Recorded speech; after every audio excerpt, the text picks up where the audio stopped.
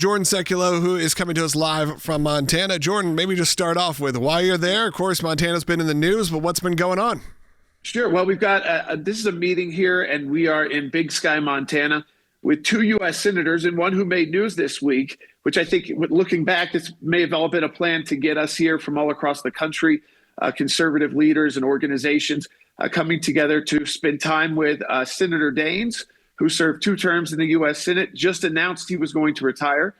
His kind of replacement pick, which is the same person President Trump has already endorsed and the governor of Montana has endorsed, and the other senator who will be here, Senator Sheehy, that former Navy SEAL, he'll be here as well, but so will the candidate they've endorsed. He's been a U.S. attorney twice, so the first Trump administration and the second Trump administration. His name is Kurt Almy. I'm excited to meet him, too, because of that legal connection we'll be able to make in Washington, D.C., Logan.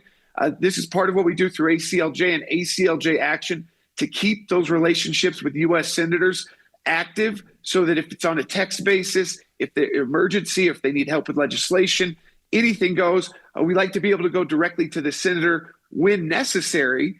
And then, of course, our team and staff can go to their staff when we don't need to go, with 24-hour notice right to a senator. So actually 2 senators and likely a next senator will be here.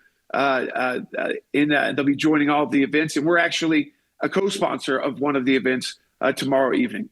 Jordan, you say that one of the senators has been in the news. Actually, 2 of them, both of them, right. Maybe the first time ever that both senators from Montana are making headlines in the same week. Obviously, with Senator Daines saying that he will be stepping down, but the Navy SEAL, Senator Sheehy, that you mentioned, also assisting U.S. Capitol security in removing a protester from a hearing room. That was kind of spectacular to see, but also shows the toughness of the senators from Montana. Yeah. Montana itself is an interesting state. I think people should think about. One, a big economic producer in many ways, but one that, while very conservative people, can be kind of a challenging state for these Senate races because the kind of vein of people that it produces, even the Democrats can be a little bit more on the moderate side. So sometimes, and why important to go and get a feel of it, it is an interesting state when it comes to the electoral politics of it. That's right. I mean, when we had Senator Sheehy, former Navy SEAL, take on John Tester, you remember him. He was a Democrat. He tried to play off as a moderate, Will, but he never voted moderate. He always voted in line with the party. So eventually, people here figured it out. He didn't resign. He was beaten.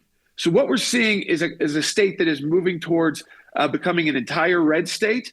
And that's why you have to build on when a vacancy like this opens up. It's why Senator Daines is having us all together right now to get behind someone because we want to keep Montana red. From the governor's office, who is a conservative as well. He's endorsed Kurt Almy as well, the U.S. attorney. So a lot of exciting things. But you're right.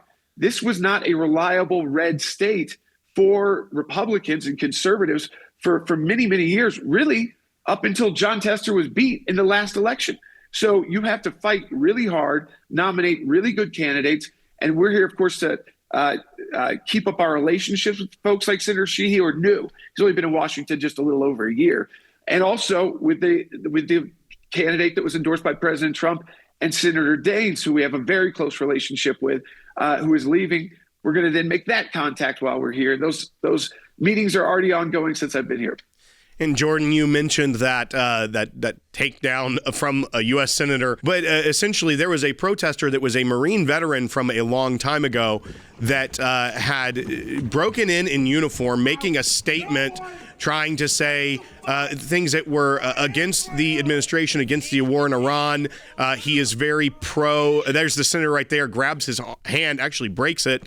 But what you see here is that someone was trying to use their uniform to make a political statement, which is illegal, by the way, under the Unified Code of Military Justice. But how that senator, the pride he has in America in standing up for that, rushes there knowing what this individual is doing wrong, who is very pro-Islamic regime, if you see the posts that have come out from this individual now.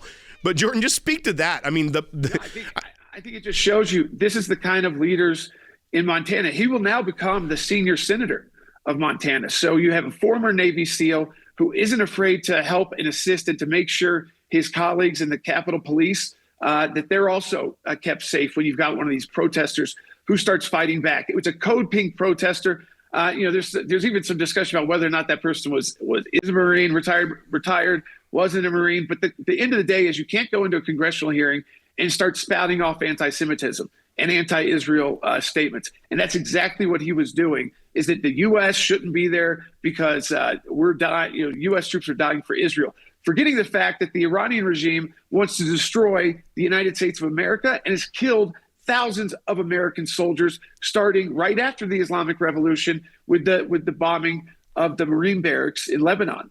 You also mentioned that ACLJ Action will be co-sponsoring an event.